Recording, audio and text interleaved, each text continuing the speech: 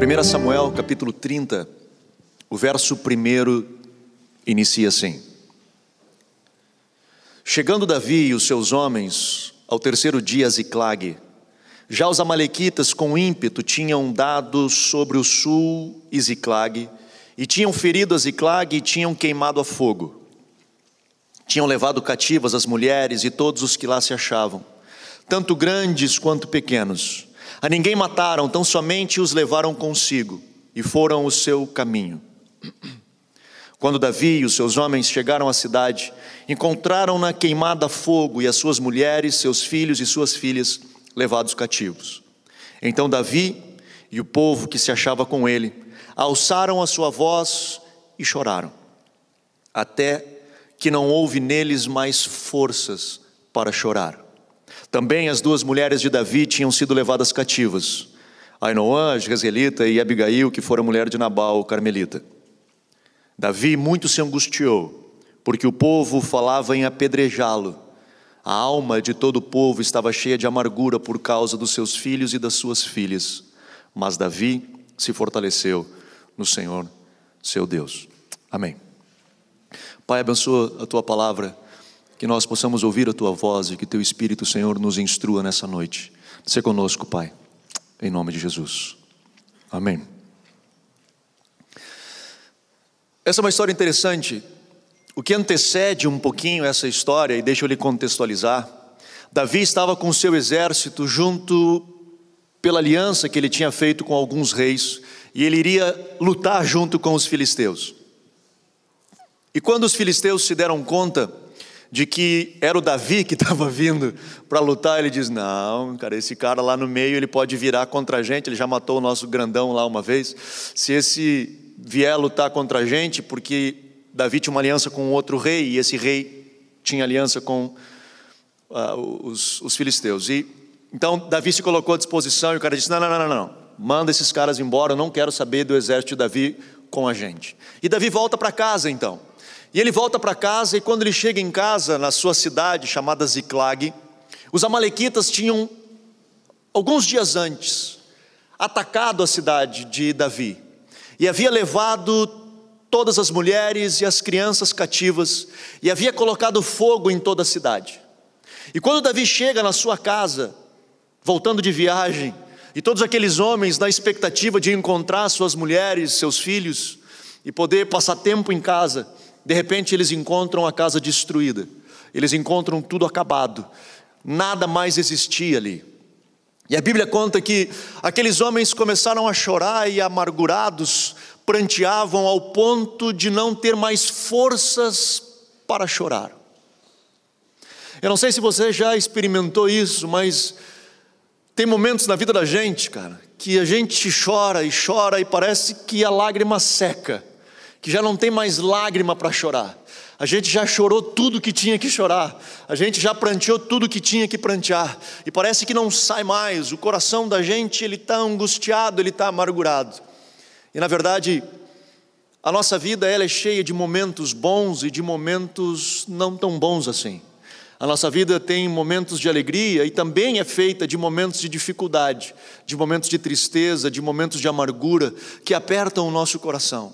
A nossa vida, ela é feita de prós e também de contras, ela é feita de favor e às vezes de algum revés. Essa é a vida. A dinâmica da vida, ela é composta por todos esses ingredientes.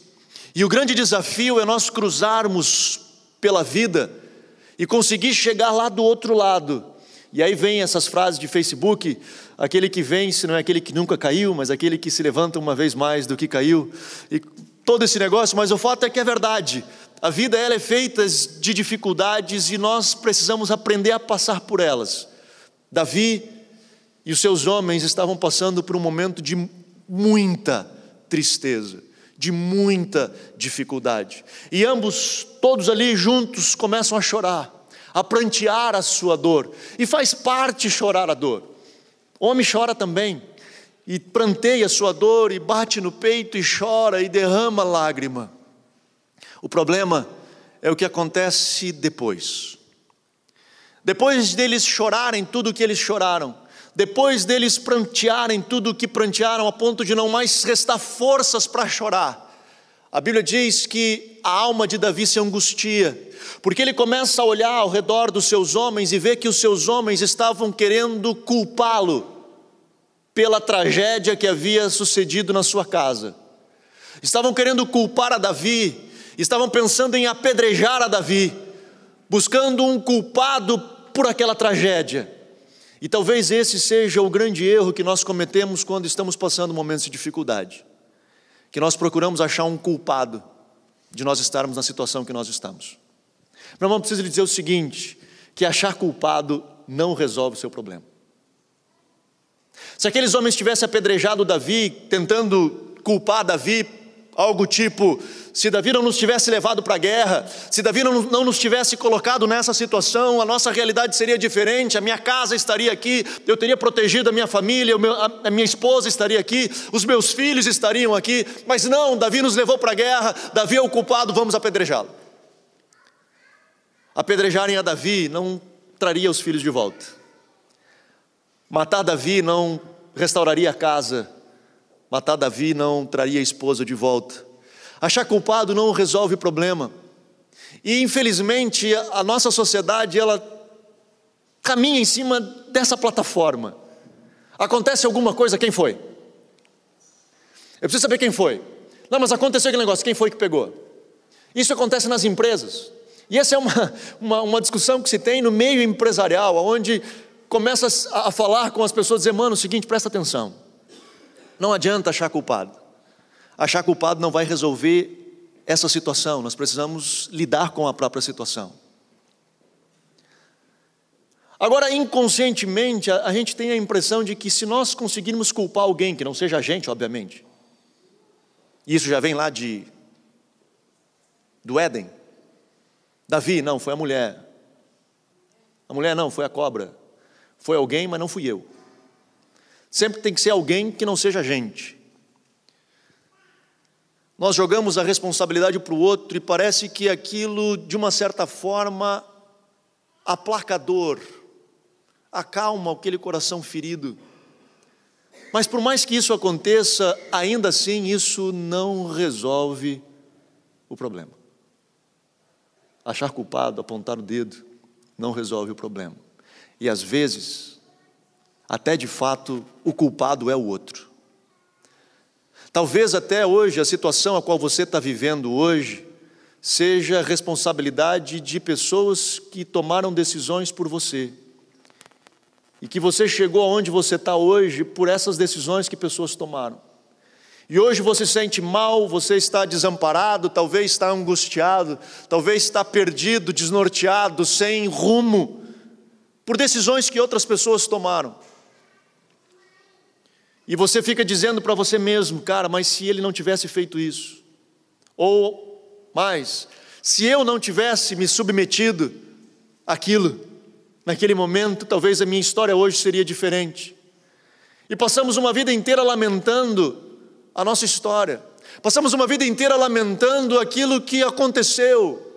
O que aconteceu, aconteceu, o problema está aí e não vai ser solucionado, a não ser que nós paramos e o solucionamos. A não ser que nós o encaramos de frente, assumamos a responsabilidade de dizer, essa página precisa ser virada e nós precisamos encontrar uma solução diferente da realidade que hoje eu estou vivendo. Eu preciso fazer algo que me leve a um lugar diferente do que eu estou vivendo hoje. Do contrário, daqui a 10 anos eu vou estar na mesma situação, chorando o mesmo problema, vivenciando a mesma realidade. Quando Davi se dá conta do que está acontecendo e aqueles homens começam a maquinar, começam a planejar, a Bíblia diz que no verso 6, no final do verso 6, mas Davi se fortalece no Senhor, seu Deus. Talvez essa seja a chave para a sua virada. Talvez essa seja o momento que você vira a sua história. O início da virada na vida de Davi começa aqui. E Davi se fortaleceu no Senhor, seu Deus. Eu converso com um bocado de gente, obviamente, e encontro gente em tudo quanto é lugar e de tudo quanto é formas e cores e histórias. E me deparo com um monte de gente que, quando cometeram erros, que quando tomaram decisões erradas e que trouxeram situações e consequências para a sua vida, ao invés delas correrem para Deus, elas correram de Deus. Ao invés delas buscarem a solução naquele que poderia de fato resolver a sua história, elas fugiram de Deus. Às vezes por vergonha, às vezes por acreditar que Deus não os daria uma segunda chance, talvez por acreditar que Deus estava bravo, sei lá. Mas o fato é que, ao invés de correr para aquele que pode dar solução para a sua vida, elas correm de Deus. Em alguns casos, algumas pessoas correm de Deus, não é nem por vergonha de Deus, mas é porque elas acreditam que o culpado daquela situação, de fato, é o próprio Deus. Porque se Ele fosse Deus de verdade, Ele não deixaria que isso ou aquilo acontecesse com a minha mãe, ou com o meu pai, ou com sei lá quem quer que seja. Que quando situações difíceis acontecem, como num caso desse, por exemplo, que o culpado passou a ser Davi, poderia muito bem eles colocarem a culpa em Deus e dizer: Deus, nós estávamos lutando por Israel, teu reino, e de repente tu não protege a nossa casa, tu não protege o povo, sei lá, N histórias que poderia estar saindo dessa experiência, assim como acontece conosco no nosso dia a dia.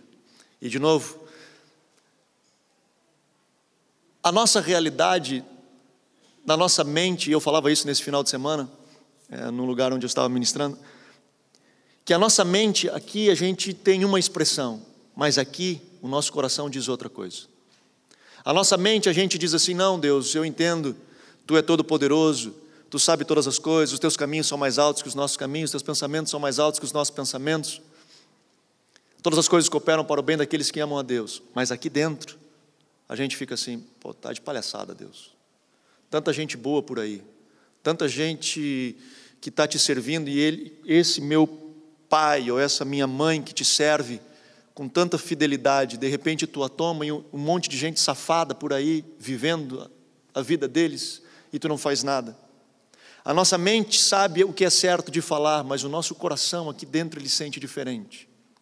Eu tenho uma tia, pastora, ela estava grávida e perdeu um filho, e meu tio conta que ela ficou 2 anos sem conseguir orar.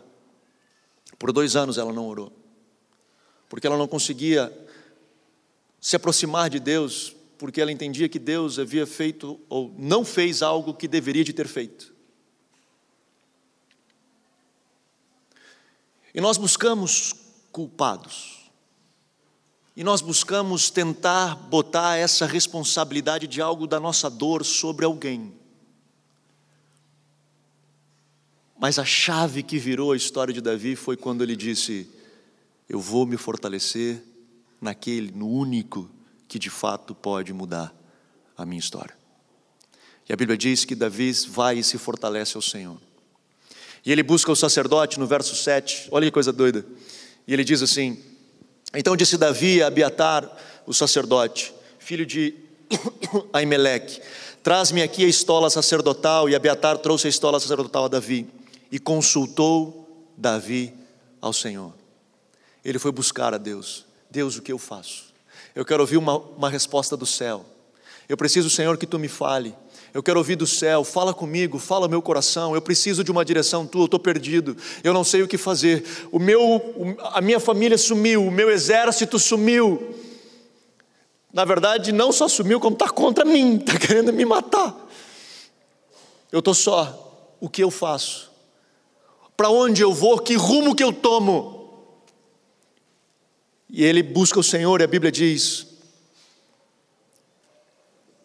no final do verso 8, ele pergunta a Deus: perseguirei eu essa tropa, alcançá-la-ei? E respondeu-lhe o Senhor: persegue-a, de certo alcançarás e tudo libertarás. E partiu Davi, e ele 600 homens com ele se achavam, e chegavam ao ribeiro de Besor, onde alguns ficaram para trás, pois 200 homens estavam cansados demais para passarem o ribeiro.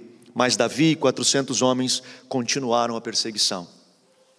Davi busca o Senhor, e talvez você passou por esses momentos, onde você não sabe mais o que fazer e vai buscar o Senhor e vai orar e coloca o seu coração diante de Deus e começa a orar e diz: Senhor, o que eu faço? Que direção que eu tomo? Que rumo que eu tomo? E de repente aquela voz suave vem ao seu coração e o Senhor fala contigo e diz: vai dar certo, meu querido, você vai conseguir.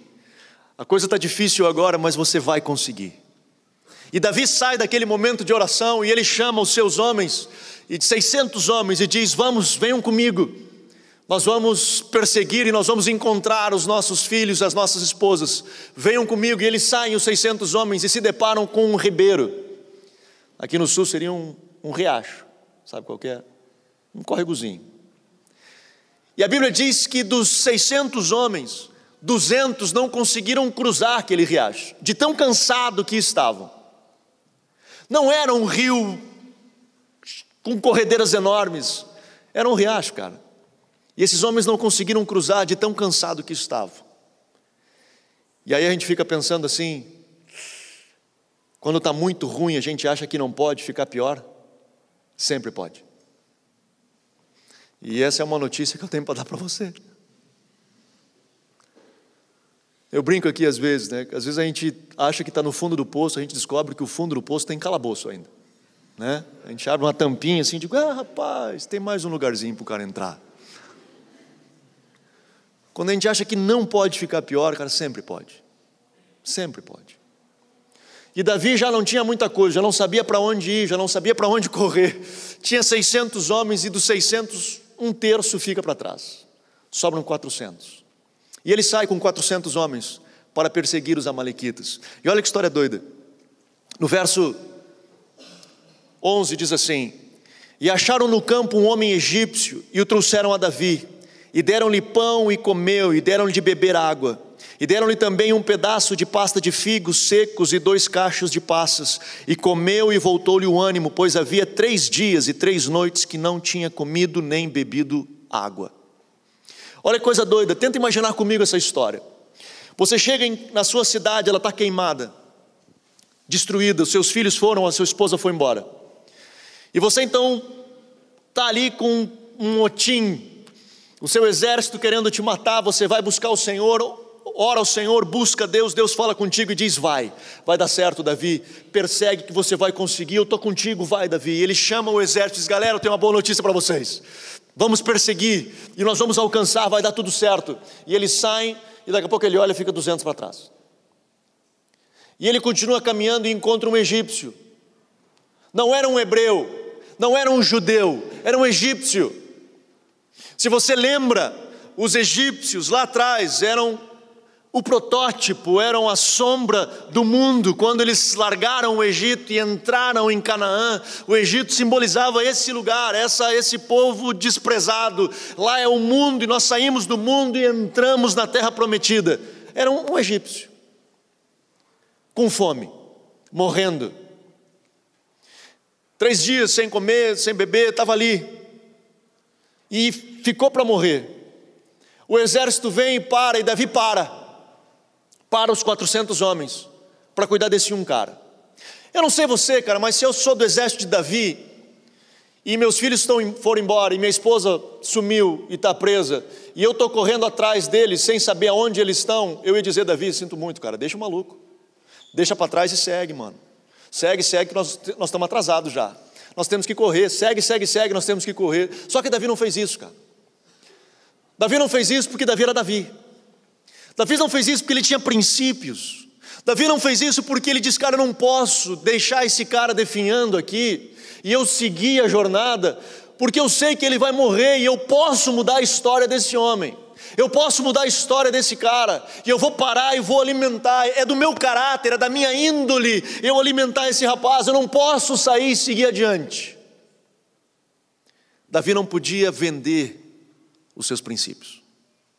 Ele não podia vender aquilo que ele acreditava ser possível. E talvez esse seja o nosso grande desafio. O Senhor fala conosco e diz: você vai ser isso, você vai ser aquilo, você vai chegar em tal lugar, as coisas vão acontecer tal, você vai prosperar, sei lá, você vai chegar em algum lugar, enfim, sei lá o que o Senhor tem falado contigo. E às vezes no meio da jornada nós somos desafiados nos nossos princípios. Às vezes para ganhar uma promoção, às vezes para chegar mais rápido num lugar aonde nós ansiamos de chegar. E às vezes não é nem ilegal, mas é imoral. E de repente nós somos desafiados no nosso princípio. Eu aceito, eu deixo de lado, sigo a jornada, ou eu não, cara, eu vou viver a minha fé. E vou dizer, cara, eu não posso sair daqui porque eu abandonando isso, ou eu aceitando essa oferta que eu não deveria de aceitar, ou eu pagando tal coisa por aqui que eu não deveria de pagar, o que vai acontecer comigo é que eu vou deitar de noite e não vou conseguir dormir. O que vai acontecer comigo é que eu não consigo deitar a cabeça no travesseiro e de fato descansar, porque eu vendi meus princípios. Eu gosto mais da história dos Sadraque, Mesaque e Abdenego, na fornalha. Lembra da história? Quando o rei embesta em criar uma adoração, e ele cria a estátua e diz, olha, nós vamos tocar aqui os instrumentos, e quando tocar todo mundo se prostra na estátua. E quem não se prostrar vai ser lançado na fornalha de fogo. Tocam os instrumentos, todo mundo se prostra e os três não. Chegam até eles e disseram assim, cara, eu acho que vocês não entenderam. Eu vou explicar de novo. Tem uma estátua, tem uma música, a música toca, a galera desce. Se não desce, velho, é a fornalha, entendeu? Então eu vou tocar. Toca, todo mundo baixa, os três não baixam. Aí eles dizem, cara, vocês vão ser lançados na fornalha. E o que eles dizem para mim é sensacional. Porque, meu irmão, pensa comigo, no meio da multidão, o que era dar uma baixadinha? Hein, não? Estava no meio da multidão, ninguém ia ver, não ia nem notar. Eles. Não ia notar. Quando toca o negócio, todo mundo baixa. Baixou, levantou, passou. Não é? Passou. Ninguém viu. Ninguém viu? Será que ninguém viu? Mas é só uma baixadinha. O problema, cara, é que ali estava desafiando a crença deles. Ali estava desafiando os princípios, aquilo que eles acreditavam ser importante. E aí quando eles são desafiados, eles olham para o rei e dizem assim, rei, deixa eu lhe dizer um negócio. O meu Deus, Ele é poderoso para me tirar da fornalha. Mas mesmo que Ele não me tire da fornalha, eu não vou me prostrar à tua estátua. Esses homens sabiam o que criam e não venderam os seus princípios. Eles não trocaram o chegar a algum lugar, ou subir a algum status, ou trocar de posição na empresa. Só uma baixadinha. Todo mundo está fazendo. Todo mundo faz. Ninguém vê, mano. É nada. Cara, eu não consigo porque eu não vou dormir de noite. Eu não consigo porque eu estou vendendo aquilo que eu acredito. Eu estou me vendendo para isso. E de repente lá na frente eu não sei mais quem eu sou. Davi, cara, ele diz, não posso. Eu não posso seguir adiante. Eu não posso vender, eu não posso me vender. Eu não posso correr atrás do sucesso ou da bênção ou do projeto ou daquilo que Deus me disse que é possível de alcançar sem que eu não seja eu. Sem que eu não consiga cuidar desse cara. E eles param e cuidam desse cara. E de novo, eu acho que alguns do exército de Davi estavam olhando assim, tipo, vamos embora. E olha que coisa doida. Diz assim no verso 13. Então Davi lhe perguntou, de quem és tu e de onde és? Olha isso. E respondeu o moço egípcio, sou servo de um amalequita, e meu senhor me deixou porque adoeci há 3 dias. Nós demos com ímpeto contra o lado sul dos queretitas e contra o território de Judá, e contra o lado sul de Calebe, e pusemos fogo a Ziclag. Perguntou-lhe Davi: poderias, descendo, guiar-me a essa tropa? E respondeu-lhe ele: jura-me por Deus que não me matarás, nem me entregarás nas mãos do meu senhor, e descerei e te guiarei a essa tropa. Cara, pelo fato de Davi não vender os seus princípios, pelo fato de Davi continuar sendo Davi, pelo fato de Davi acreditar naquilo que ele dizia que acreditava, de repente o Senhor traz uma resposta de onde ele menos esperava. Daquele que teoricamente estava ali morrendo, foi a chave para eles encontrarem aonde estava o exército dos amalequitas. Quem é você? Eu sou um egípcio, estou doente. Fazia parte lá do exército dos caras lá, mas a gente botou fogo em Ziclag ali, nos outros lugares também, botamos fogo em Ziclag e ele me deixou aqui para morrer. Deixa eu fazer uma pergunta. Você sabe onde é que eles estão? Eu digo, até sei. Você me guia até lá? Aí o menino diz, cara, eu te guio, mano, mas se você mostrar para o meu chefe que eu guiei, eu já era. Então você promete me cuidar? Digo, tá fechado. Deixa comigo que eu te cuido. E o menino conduz Davi até onde estão os amalequitas. E olha isso. Verso 16. Então descendo o guiou. E os amalequitas estavam espalhados sobre a face de toda a terra, comendo, bebendo e dançando, e por todo aquele grande despojo que havia tomado da terra dos filisteus e da terra de Judá. Verso 17. Feriu-os Davi, desde o crepúsculo até a tarde do dia seguinte, e nenhum deles escapou, senão só 400 moços que, montados em camelo, fugiram. Escuta isso. Obviamente é um recurso de linguagem quando diz que o exército dos amalequitas estavam espalhados sobre toda a face da terra, né? É a forma de dizer, olhando, você via aquele exército todo, obviamente não era sobre toda a face da terra, mas eram milhares de pessoas que estavam ali, e eles começam a lutar e viram um dia lutando, 400 homens, e a Bíblia diz o seguinte, que de todos os amalequitas, só 400 escaparam, porque fugiram montados em camelo, vazando. Tenta imaginar 400 em cima de um camelo daquele, mas fugiram, só 400.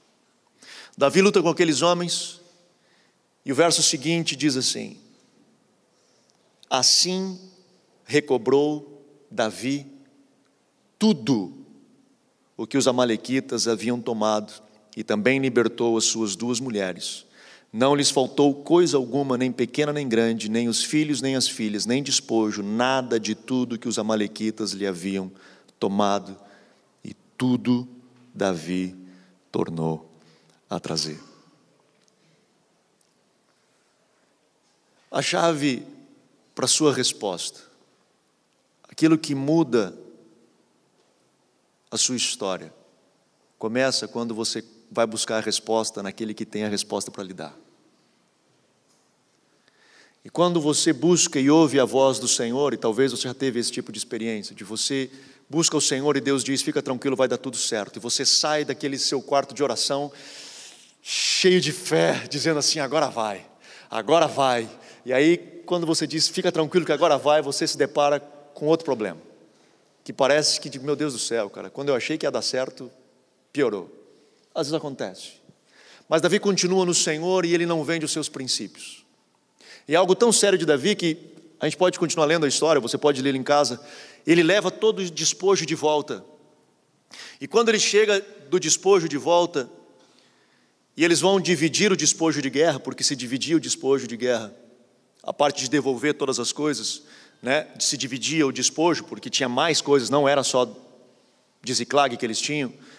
Os soldados disseram assim, não, devolve para aqueles que ficaram, porque 200 ficaram em casa, devolve para eles o que pertence a eles, as mulheres, as coisas deles, agora, eles não lutaram, eles não ganham. E Davi disse, não, nós somos uma família, nós somos um time. Eles ficaram, mas nós somos uma equipe. Davi continuou sendo Davi. Ele estava lá no topo, ele estava lá no ápice, E ele continuava sendo o mesmo cara. Não mudou. Não mudou quando ele estava lá, quase sendo apedrejado, e não mudou quando ele estava lá em cima, no ápice, voltando no sucesso, com tudo de volta. Não mudou, ele continuava sendo Davi. Ele disse, não. Nós vamos dividir com tudo igual. Eles vão ganhar o que é deles, e o despojo nós vamos dividir em 600 partes. E cada um vai ganhar a sua parte. Porque nós somos uma equipe. Nós somos uma família. O meu objetivo nessa noite, de compartilhar com você essa palavra, é que diante de tantas dificuldades na vida, diante de tantos revés que nós enfrentamos, e de tantos outros que ainda enfrentaremos, e que virão, e não estou querendo lhe amaldiçoar com isso, estou querendo ser realista, que nós saibamos lidar com essas situações, que nós saibamos aprender com Davi, que para mim é o meu herói do Velho Testamento. Cada um tem o seu, né? Eu gosto mais de Davi, sou apaixonado pelo cara. Que saibamos lidar com essas situações. Talvez você hoje esteja vivendo um momento e que precisa de uma virada. Saiba onde procurar a resposta. Talvez seu coração está apertado. Talvez a sua vida está angustiada. Talvez as lágrimas ainda estejam correndo, ou talvez já secaram de tanto você chorar. Saiba onde buscar a resposta. Talvez ainda hoje você esteja buscando culpados. E a pior coisa de tudo isso é quando nós culpamos a nós mesmos por decisões que não tomamos ou decisões que tomamos. E ficando nos culpando. Não vai mudar a sua história. Também não vai mudar a sua história.